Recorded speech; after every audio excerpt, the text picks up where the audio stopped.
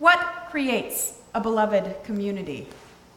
What creates a church? And what community created you? I first stepped foot on Ferry Beach on Memorial Day weekend 1987 when I was still in diapers. My parents had ventured into the first parish in Concord in early spring and were cautiously tiptoeing around the idea of getting more involved in a church community. One long weekend in Maine changed everything. The community we experienced at Ferry Beach drew us in and taught us what church could really be. And in turn, the church community taught us who we could be. This weekend, a group from this community, the Unitarian Universalist Church of Greater Lynn, is up at Ferry Beach enjoying the early spring and fresh sea air. For those of you who aren't familiar with it, Ferry Beach is a Unitarian Universalist conference center in Saco, Maine, just south of Portland. It's a scattering of dorm buildings and program space.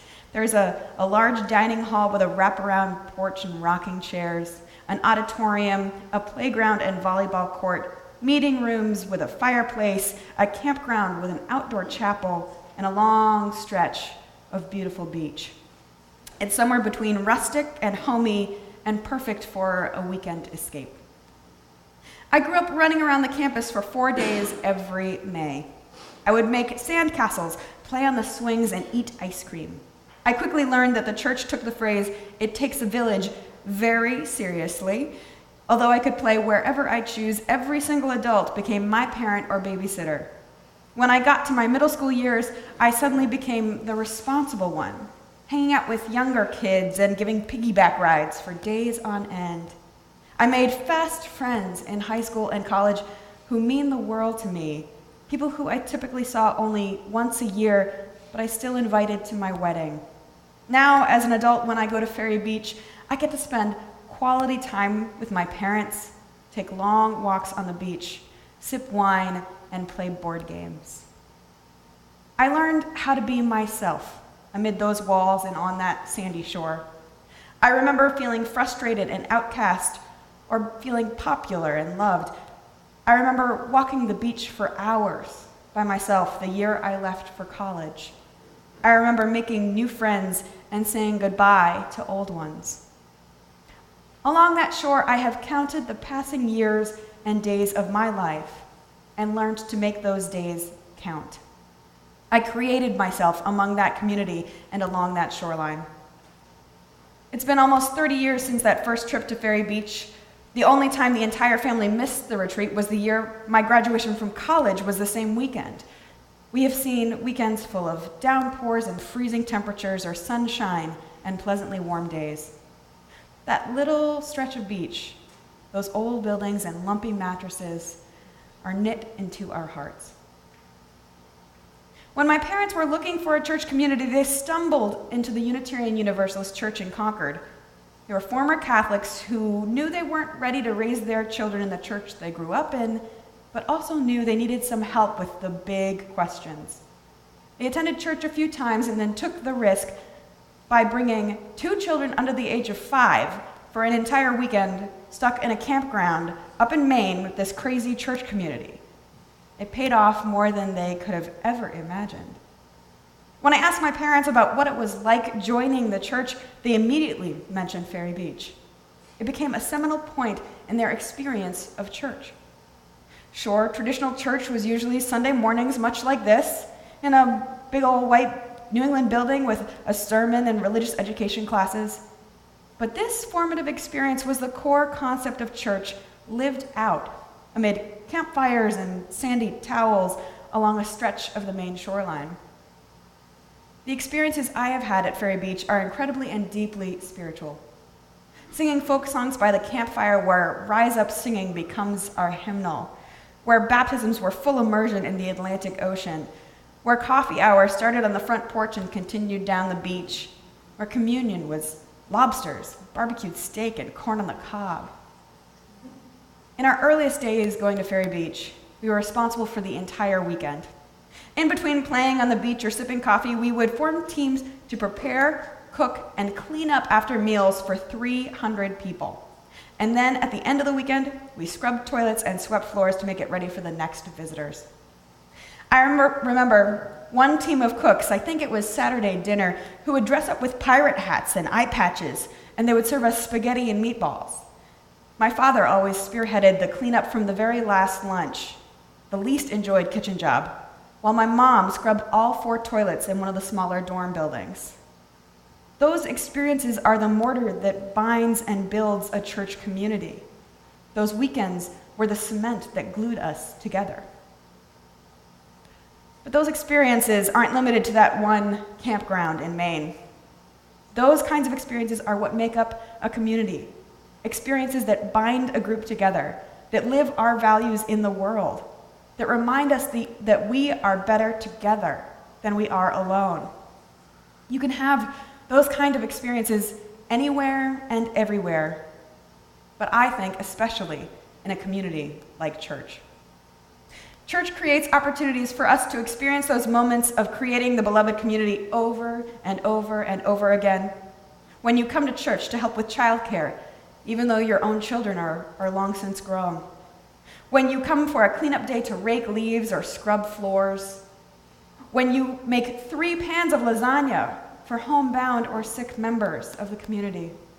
When you do civil disobedience or prophetic witness, wearing bright yellow t-shirts that proclaim that you are standing on the side of love. When you sit in a committee meeting, yet again reviewing important work that 1 or 2 people could probably do on their own, but that we're committed to doing in community, even if it kills us.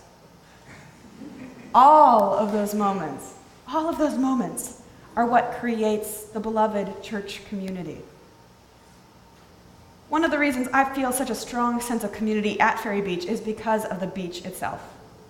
I am an ocean person. I love hearing and feeling the rhythm of the waves, the feel of sand under my feet, and the cold water against my skin. Nature is a core part of the human experience, especially water. Water is essential to life. Every organism we know needs water to survive. Water makes up nearly 60% of our bodies, and we can't live more than a few days without it. Fresh water is critical to our survival, but even salt water supports us. The oceans help regulate the planet's climate and serve as a home for countless plants and animals. We produce salt water from our bodies as sweat and tears. Danish author Isaac Denison is paraphrased saying, "The cure for anything is salt water, sweat, tears, or the sea." Our earlier reading from Max Kapp said, "I brought my spirit to the sea, I stood upon the shore, I gazed upon infinity, I heard the waters roar." And then there came a sense of peace. Some whisper calmed my soul. Some ancient ministry of stars had made my spirit whole. There is a way in which the sea soothes and calms us. We are suddenly made small before the awe and wonder of creation. The tides are an earthly experience controlled by the moon, tying earth to heavens in a way that to me feels both mystical and miraculous. Even the Bible spoke with joy about the wonder that is creation. The psalmist wrote, "Praise is due to you, O God, O eternal love, O creation. You silence the tumult of the peoples. You make the gateways of the morning and the evening shout for joy." And from deep affection and praise, this psalmist gives a specific word about the love of water. You visit the earth and water it. You greatly enrich it. The river of God is full of water. To come as a community to lay our troubles at the altar of the ocean, to gaze upon infinity with wonder and curiosity helps to bring a sense of peace. We come with questions, so many questions, and few, if any, answers, letting the ancient whisper of the ocean calm our souls. We come one by one, creating a community person by person. The community we create supports and sustains us. From the power of that community, we feel an inner flame that lights the way, that shines out from within us and helps fuel the work of justice and meet the challenge of our day-to-day lives. This is the time of year when we are surrounded by new beginnings here in New England. I did a child dedication yesterday where we had the family and friends who were attending each bless water, which we later used to dedicate the baby. Using water for baptisms and dedications is an ancient ritual going back thousands of years. It's rooted in our innate need for water and our respect for the life that water gives us. When we are first conceived, we develop and grow surrounded by water and fluid in our mother's wombs. Our opening hymn spoke of the love which from our birth over and around us lies. The love that surrounds us is transmitted and experienced through water. After we are born, the ocean waves replicate the rhythmic whooshing sounds unborn children hear when they are in the womb. After the child dedication, I was lucky enough to spend the afternoon with my extended family. One of my many cousins moved to Los Angeles for his law career, and this past December, his partner gave birth to their first child. This weekend, they were visiting his parents here in Massachusetts, and we got to meet our newest family member. We passed the baby from person to person with joy and love. We even captured a photo of her on her great-grandmother's lap next to her grandmother and her parents. She was surrounded by 4 generations of her community, 4 generations of love. She is the newest generation and our newest creation. Within her lies the hopes of a family, and she represents the hopes of the world. Our community is created and recreated as we add new family and loved ones, and that new community creates new people, both literally in my newest cousin and figuratively in the new people we can become. We come from the water, we are made up of water, and we rely on water. It's the most basic element of our universe and our existence. Within water lies my connection to community, to creation, and to recreating ourselves. To me, the very essence of my sense of church community was created in Maine at Ferry Beach. We witnessed community and were drawn into its loving embrace through our time by the ocean. My family brought our spirits to the sea, and we were rewarded with the abundance of loving church community. We took the risk of opening our hearts to something new, and that something new calmed our souls. Our opening words from Sarah Klassen talks about creation putting the kibosh on chaos, reigning in the wild and unkempt universe to find something more ordered and more reasonable. I'm not sure if that's really even the case. I think creation is ongoing, a continuous, messy business that we cannot ever fully contain or control. She goes on, though, speaking of light pouring into new days, glinting off oceans and brooks.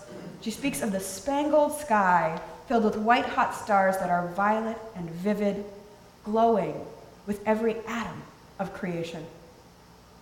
This kind of poetry is the best way to talk about the miracle of creation. With a deep sense of awe and reverence, with a curiosity and a joy at the wonder that is new beginnings. It's the same wonder and joy I found yesterday, looking at the faces of 2 beautiful new lives. This is the kind of creation we experience when we trust ourselves to a community.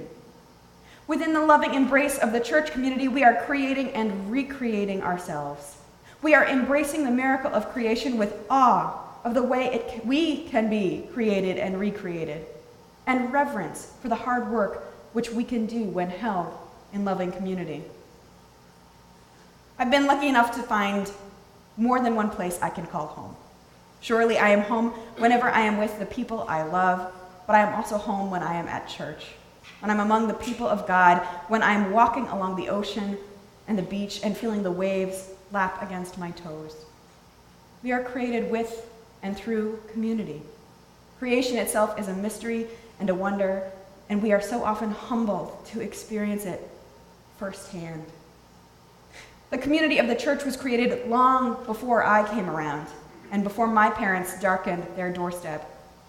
The community we entered helped to create me. It shaped and changed our family and each of us individually. We come from the water. We eventually return to the water. And the people we become and the community we travel with along the way makes the journey worth the ride.